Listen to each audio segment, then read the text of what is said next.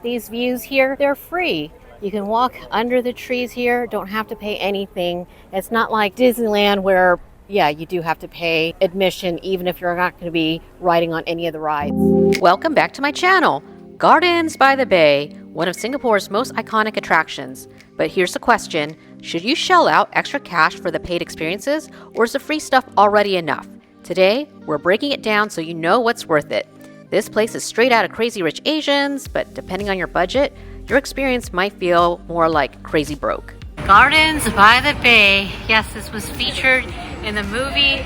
I don't think all of this was featured in the movie, but we're going to visit as many attractions as possible.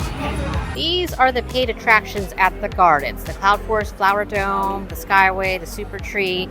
Now this probably won't be available by the time you watch this because it's a temporary exhibit. First things first, a lot of Gardens by the Bay is actually free. However, since we are tourists and who knows when it'll be our next time back in Singapore, we'll dish out the cash for the paid attractions.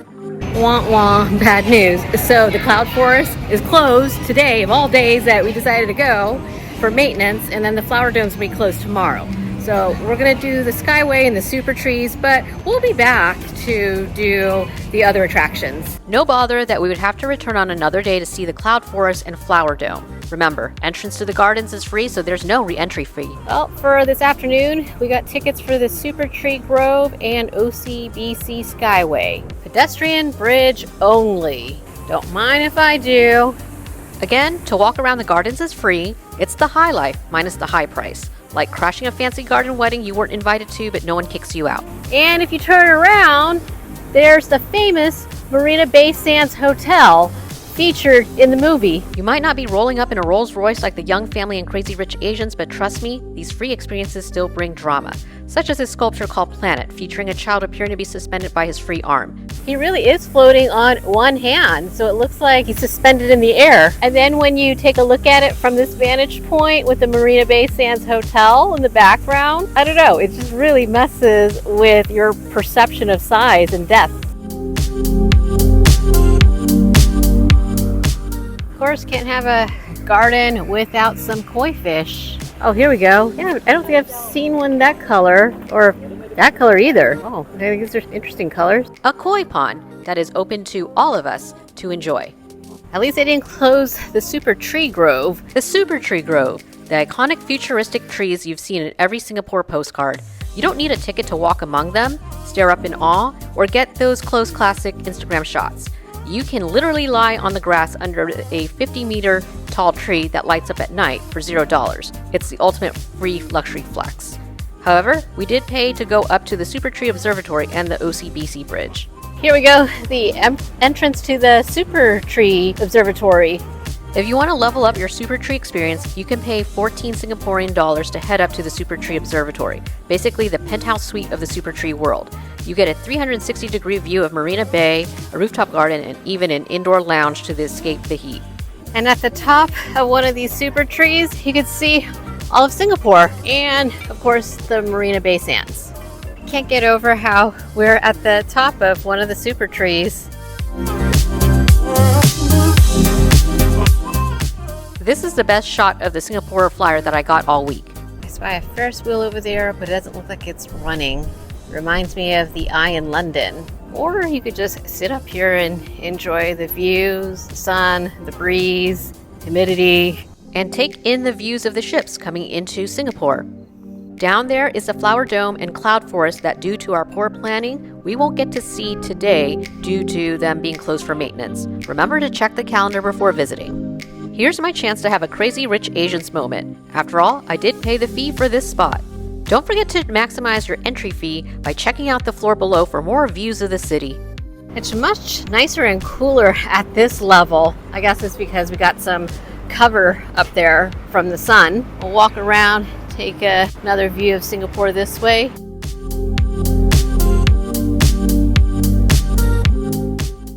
For $14, you can walk the OCBC Skyway, a 128-meter-long aerial bridge suspended between the super trees, about 22 meters up. It's basically your chance to stroll through the treetops like Singaporean royalty. The views are stunning. Marina Bay on one side, lush gardens below, and the super trees towering all over you. This OCBC walkway gives us another view of the gardens. I like this view because it doesn't seem like it's as obstructed. Over there is the Singapore Flyer. So I've learned what the name of the Ferris wheel is. It's the Flyer. And apparently it's the largest Ferris wheel in Asia. Amazing to be able to have this view from high above on this walkway. Oh my gosh, that's that Supertree Observatory. I can't believe we were up that high. Over there is the flower dome that we didn't get to visit today, and it's going to be closed tomorrow. And over there is the cloud dome, which was unfortunately closed today for monthly maintenance. But we'll be back later this week. We still have 4 more days here in Singapore. It feels immersive and cinematic. You're right in the action, not just watching it from afar. Is it worth it? If you're only picking one paid Supertree experience, this is the one I'd recommend. It's the closest you'll get to feeling like you're actually part of the futuristic skyline. And don't forget to take a look at the plants that are growing on the structure. You can see there's an orchid. Now, after going up the Supertree Observatory and the OCBC bridge, have a greater appreciation for the beauty of the gardens here. We're going to leave this area right now, but we're going to be back for the light show. So apparently the light show is free and it happens nightly. Now this is feeling like an exotic botanical garden. We're going to walk through the Indian garden. One of the best parts of Gardens by the Bay? Just walking through the outdoor heritage gardens, totally free and full of stories. These themed gardens celebrate Singapore's multicultural roots, from Chinese bonsai and Malay traditional herbs to Indian spirituality and colonial era plants. It's like walking through a living history book. That's it for the paid attractions for day 1. We'll be back in the evening for the light show. Meanwhile, we're going to enjoy the rest of the gardens for free. Oh, now I see why they call it Dragonfly Bridge. There's some dragonfly sculptures over there. Walking around in the humidity got us feeling thirsty, and so we stopped off at the Jurassic Nest, which is one of the food halls on the premises. Dinosaurs plus Michelin-starred noodles? Only in Singapore. Hawker Chan, which there are plenty of locations here in Singapore. They also have a 1-star, and we tried them out when we were in Taipei. So I'm not looking to try them again because I want to try other places. And then this ramen bar here, it actually has a Michelin 1-star. When you first enter the Jurassic Nest, you didn't expect to see a whole treasure trove of Michelin stars here. And this one here actually is a Michelin bib.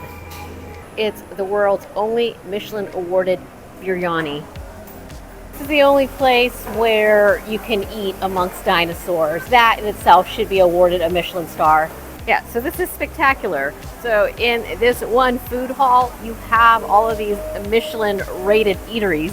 Basically, you can get Michelin rated food without paying for a chef tasting menu. For now, we're going to stick to our original plan to get drinks. We have here a pandan iced tea and a fruit punch.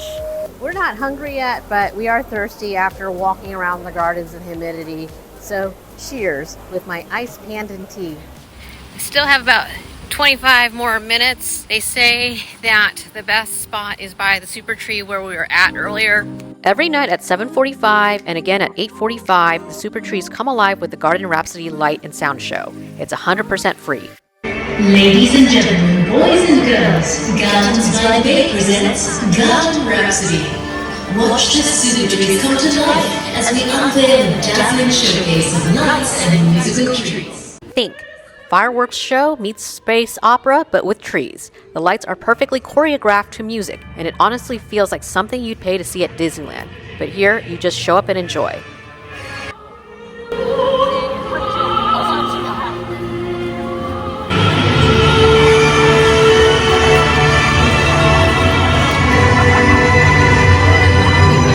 Don't forget to linger around at 8 p.m. for another free show, the Aurora Borealis. It's like seeing the northern lights without having to pay for a plane ticket.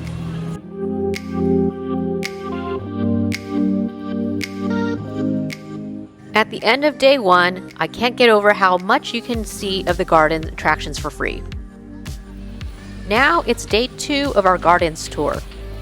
Today, we're back to visit the Flower Dome, the Cloud Forest, and then there's this exhibit going on called Floral Fantasy. This MRT, which is called Gardens by the Bay, they sure captured the theme quite well with that green wall over there. I wonder how they water these plants. That's amazing that they're able to mount them vertically like that. Feel the humidity. Oh, thank goodness you guys can't feel it at home on your phone or on your computer. But trust me, it's humid. To think I had ran through the gardens the previous morning. You can catch that vlog in the link below. It's our third time in the gardens, and you may be wondering, hey, is this getting expensive? No, it's not, because admission is free. So it's not like you have to pay every time you go to the gardens. The only thing you have to pay for are the special attractions, such as the Flower Dome, the Cloud Forest, the super trees, and the bridge.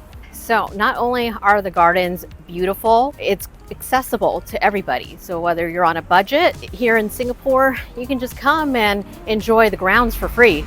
Today, we are going to pay admission for the Cloud Forest and Flower Dome, also the Floral Fantasy, which is a temporary exhibit. As you may remember, the first time we tried doing this, they had closed the Cloud Forest for their monthly maintenance. So our bad for not checking the calendar. And then the following day, it was the Flower Dome. So we just couldn't win.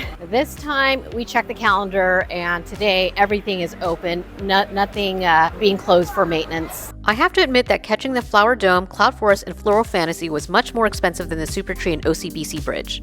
Starting first with the Flower Dome. The Flower Dome is the world's largest glass greenhouse, and yes, it's as impressive as it sounds.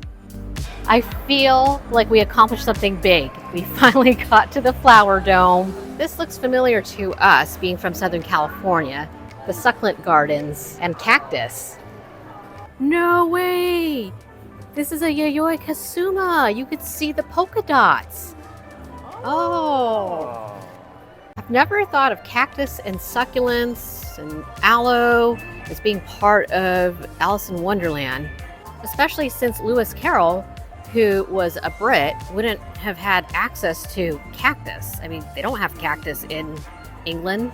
Now, I have to remember that for the rest of the world outside of the southwest of the United States and of Mexico, seeing cactus and succulent is more of a novelty because, you know, it's not grown everywhere. Well, this is a greenhouse, still an art house, kind of like an art museum. Look at those wooden sculptures of horses. We made it to the Australian part of the Flower Dome. So here are the plants that are grown in Australia. The theme of the Flower Dome are plants that grow in mild climates, meaning that they can survive the entire year. Hence why we saw the desert back there, and now we're in the Australia zone. More plants from Australia. Eucalyptus, as in the trees that the koalas eat, they live in, and it's also a great natural protection against mosquitoes. There we go, we got some flowers for you. These flowers remind me of Chinese lanterns. Now we're in South Africa, as in the South African gardens. This tree reminds me of the one in the movie Lion King. This is supposed to represent the vineyards, like the vineyards in Northern California, such as in Sonoma County, where you can get a lot of nice wines. These are mint plants, so I'll be the judge of that. Actually, yeah, they do smell like mint. There is a restaurant inside of the Flower Dome, and it looks like it's a Michelin 1-star. And look at the price. Lunch menu starts at $148. Certainly sounds like the third book, Rich People Problems. The changing lineup of seasonal blooms, rare plants from Mediterranean climates, and themed floral installation make this feel like walking through an art exhibit. If you're into flowers, photography, or just want a peaceful indoor escape that still feels glamorous, the Flower Dome is totally worth the price. Oh, it's a beautiful floral arrangement of Lady Whitesnake. I can't believe that's completely made of flowers and plants. Remember how earlier I was puzzled by how there weren't that many flowers, especially since we started in the succulents and cactus area? Well, I take that back. Turns out they're all here on display as part of the Lady Whitesnake exhibit. That was fun. But now, time to exit. One last look at the flowers. How convenient. The exit from the flower dome leads us to the entrance of the cloud forest. The moment you step into the cloud forest, you're hit with a blast of cool mist, and then boom, the world's tallest indoor waterfall greets you like you walked into the set of Avatar. I've never seen an indoor waterfall before. I mean, this is really something. We're gonna go walking around because in about half an hour, it's misting time. I don't know what that entails, but I can't wait. I see people up there, so I'm assuming that we can climb inside of it, go to the different levels and see it from behind. Lift to the Lost World. I guess this is how we get to the top. We're definitely at the top because I don't see any more stairs or elevators. Carnivorous plants. Better not touch them because I don't want to be dinner. The cloud walk. I have a feeling this is going to be a bridge. This is what it looks like down below. Wow, we really are up high. You should check what time they do the misting. It looks like they do it every 2 hours according to the sign. Okay, it's 6 p.m. We're going to go on the cloud walk. I'm expecting a great show. See everybody gathering on the bridge. Here we go. There's the mist. It's misting. So we should be able to see some clouds pretty soon. It's like stepping into another world without stepping into first class. People pay for the cloud forest because it's not just beautiful, it's cinematic. Between the climate control, the elevated walkways, and the dramatic design, this is the kind of place where you whisper to yourself, this was worth it. I think we are too high up. I'm not really experiencing the mist on the top floor. Okay, so now it's starting to look misty over here, but I still think we're too high up. Waterfall view. Okay, now definitely feeling the mist. Now I feel like we are in the clouds and we're right below the waterfall. To see the waterfall down there, and we still have the mist.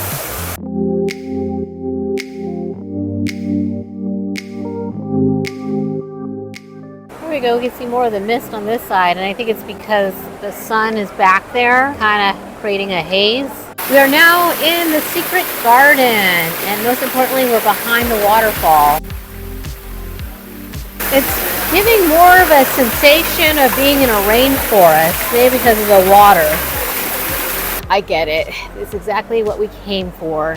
The cloud forest. I do get the sensation that we're in the clouds or by the clouds. I would say the mist stream goes on for about 20 minutes because it's like 6:26 right now and I don't see any more mist. That's all, folks, when it comes to the mist here in the cloud forest. If you're only doing one paid attraction at the gardens, this should be it. It's the crown jewel. Visually stunning, totally immersive, and unlike anything else in Singapore. There is a shuttle service, but you have to pay $3 to add it on. I think it might be money well spent because we're going to go over to the Floral Fantasy. The shuttle is completely optional. It's always free to walk around the gardens, but since we have plans later that night to take the evening river cruise, we needed to save time. Sometimes paying that small extra fee is worth it to save time. I would say that shuttle ride was worth it. It saved us about a 15-minute walk. Also, the shuttle will drop you off at the MRT station, but we're here for the Floral Fantasy. Tucked away in a corner of the Gardens by the Bay is Floral Fantasy, a paid attraction that's more boutique than blockbuster. When we visited, it featured the Disney Garden of Wonder, a limited-time experience that blends whimsical floral fantasies with scenes and characters from Disney classics. The entry fee was still cheaper than a day pass to Disneyland near where we live. I don't know what kind of flowers they use. I mean, to be able to find something dark to replicate Steamboat Willie, because remember, it was a black and white short. It's like Disneyland, or maybe if they had some sort of floral arrangement at Disneyland. I get it. So that's Winnie the Pooh, and then these things here are supposed to be balloons, because remember, Winnie the Pooh tried to go up to the tree to get some honey. This is Snow White. Wow. Of course, I would assume that they're using carnations to make her yellow dress. Little Mermaid. I would have thought they would have used like seaweed or something. Not really sure what they used here. It's still pretty creative. They were able to crank out Sebastian and Flounder. But it's not just about the Disney characters. Take your time to appreciate some of the non-Disney floral arrangements, like, for example, these orchids. Oh, I love it. It's Sully. Just to show you. Yeah, Sully is pretty big. Here's Mike. And here we go from up. Oh, wow, I like the attention that they gave to his eyebrows. Oh, and here's Doug. It all started with Toy Story. The attention to detail to his costume. Now I'm feeling like we are in a fantasy world. It seems like Floral Fantasy is a good summary of all the things that we saw today. The flower dome, the cloud forest with the mist and the waterfall. It's all coming together in this final exhibit that we're checking out at the gardens. Hey, remember when they said that there were 6 merlions around Singapore? Well, I think we found the second one. That's a real life frog. That's not a toy or a flower. You see, it's moving, it's jumping. I spy 2 more poisonous dart frogs hiding behind the tree there. How cute! It's Minnie Mouse. And is that a bingsu? You know, like that ice dessert from Korea? Oh, and there's Daisy. Correction, it's ice kachang, not a bingsu. But it looks like it. And it's something that if I order it, I have to share with another person because they're pretty big. No wonder why Minnie and Daisy are sharing one. Chili crab is another specialty in Singapore. And here it is, pinching Donald Duck's tail. I was kind of hoping that they would use real durians, but then this place would smell. Well, that's it. The exhibit wasn't long like the flower dome or the cloud forest. Still dreaming of those floral vibes, we headed to Lau Pa Sat for our version of a garden party feast. We're back at Lau Pa Sat. It's our last night in Singapore. I know, sad face. There are a few more things we wanted to try before leaving Singapore. So 1 is chili crab, 2 is this drink called Baodang. I think I'm saying it wrong. And then 3 is we're looking for a shave ice dessert. It's funny how visiting the Floral Fantasy exhibit had inspired us to try those 3 iconic Singapore items at Lau Pa Sat. Remember the chili crab pinching Donald Duck's tail? Now it's our dinner. We could check chili crab off our checklist here, and we got the bao dang. Remember that was part of our mission. Cheers to good food. Cheers to all those fun times at the Gardens by the Bay. And what about the iced kachang that Minnie and Daisy were sharing? We had to have it too. Our food adventure is complete, so we got the iced kachang with mango. What's in it? Well, it looks like shave ice, and they put a bunch of other toppings at the bottom. I think that's brown sugar syrup, but I'm not really sure. But that's the fun of it when trying a brand new dessert, is it's an exploration. So is it worth it to pay for the extra attractions at Gardens by the Bay? It depends. If you're on a budget, you can still enjoy the gardens and the light shows without spending a cent. But if you're willing to splurge, the Cloud Forest and Flower Dome are absolutely worth it. The Skyway and Observatory, nice, but skippable if you don't mind enjoying the views from the ground. Whether you go crazy rich or crazy broke, Gardens by the Bay delivers. If anything, you can save money by eating at the Hawker, like Lau Pa Sat, and splurge on the extra attractions.